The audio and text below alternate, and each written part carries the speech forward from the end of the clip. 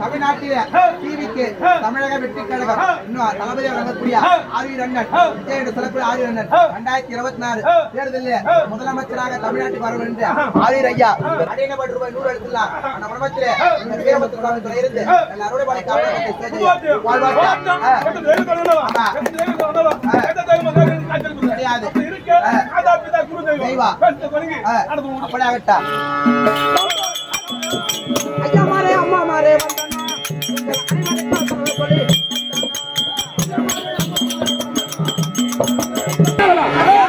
என் திருவடி பாலிங்காதாலே